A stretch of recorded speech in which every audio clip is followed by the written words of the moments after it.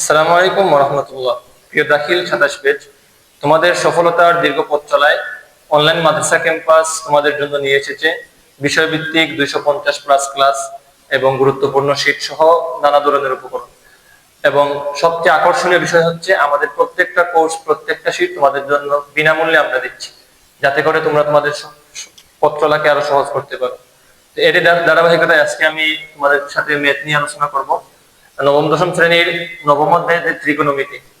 তো আসলে এই ত্রিকোণমিতি এমন একটা অধ্যায়, এখান থেকে প্রত্যেকটা পরীক্ষায়, ক্যাম্পাসে পরীক্ষা হোক, বোর্ড পরীক্ষা হোক বা যে কোনো চাকরি পরীক্ষা হোক, এখান থেকে প্রশ্ন থাকবেই মাস্ট। কিন্তু এই টপিকটা আমাদের ছাত্রদের কাছে মানে অনেক কঠিন মনে হয়।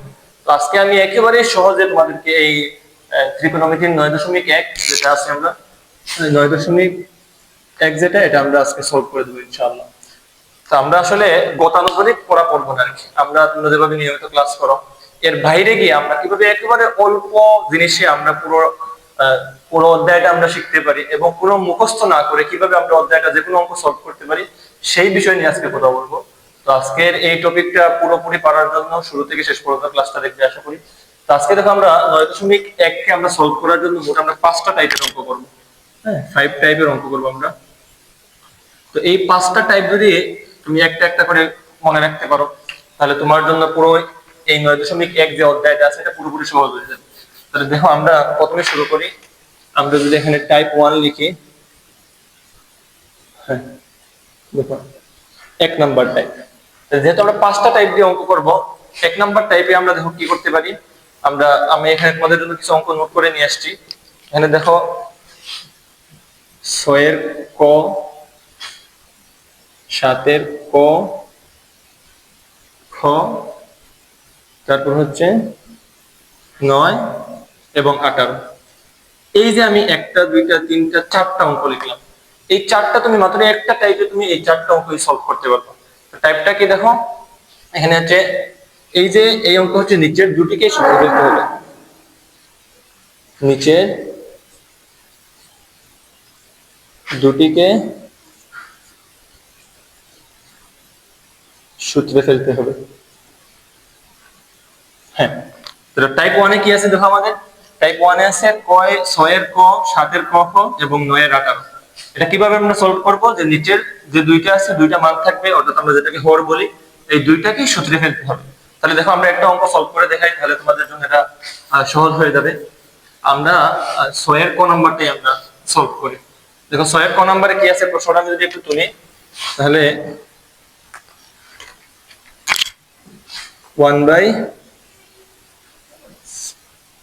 sec square a plus 1 by cosec square a। এটা হচ্ছে আমাদের 6 নাম্বার প্রশ্ন, 6 এর ক নাম্বার প্রশ্ন। এটা সমান আমাদেরকে 1 বের করতে বলছে। হ্যাঁ, এই 1টা আমরা বের করব। কিভাবে বের করব দেখুন, তাহলে টাইপ 1 এর সূত্র অনুযায়ী আমাদের কি করতে হবে, নিচের দুইটাকে আমাদেরকে সূত্রে ফেলতে হবে।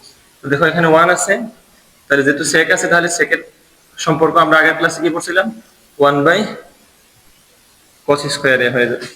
মধ্যখানে প্লাস এর প্লাস থাকবে, 1 বাই cosec এর সম্পর্ক হচ্ছে sin এর সাথে, তাহলে 1 বাই sin স্কয়ার a হয়ে যাবে। এখন দেখো আমরা কি করতে পারি, তাহলে সাধারণভাবে যখন দুইটা ভাগ একসাথে চলে আসে, উপরেরটা ঠিক থাকবে, এই ভাগটা গুণ হয়ে যাবে আর নিচের এটা উল্টে যাবে, তাহলে cos উপরে চলে যাবে, cos স্কয়ার a, আর নিচে 1 চলে আসবে, প্লাস একইভাবে 1 এখানে থাকবে, এই ভাগটা গুণ হয়ে যাবে, সাইনটা উপরে চলে যাবে আর 1টা নিচে চলে আসবে। এখন দেখো আমরা যদি একটু এখানে চেক করি, তাহলে এই 1টা যদি উপরে গুণ হয়, তাহলে এই নিচের 1টা তো কোনো কাজে আসবে না, তাহলে 1 দিয়ে cos কে গুণ করলে cos স্কয়ার a প্লাস 1 দিয়ে sin কে গুণ করলে sin স্কয়ার a। তাহলে দেখো আমরা জানি কি, যে cos square plus sin square কত, বা sin square plus cos square সমান কত, 1।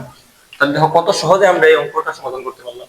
নিচের দুইটাকে আমরা সূত্রে ফেললাম, ফেলার পর আমরা ধারাবাহিকভাবে অঙ্ক করে এই যে আমাদের শেষ আনসার যেটা 1 বের করে ফেললাম। একইভাবে তুমি যে 7 এর ক খ এবং যে 18 নাম্বারটা আছে এবং সাথে 9 নাম্বারটাও আছে, এখানে আরেকটা আছে 9 নাম্বার। হ্যাঁ, এই 9 নাম্বার, এই সবগুলো অঙ্ক তুমি একই স্টাইলে করতে পারবে। দেখো আমরা 2 নাম্বার টাইপ দেখি, আমি একটা টাইপের প্রত্যেকটা টাইপের একটা করে অঙ্ক করে দিচ্ছি, তোমরা বাকিগুলো ট্রাই করবে, খাতায় করে আমাদের ইনবক্সে অথবা মেসেজে দিয়ে দিবে, আমরা চেক করবো ইনশাআল্লাহ।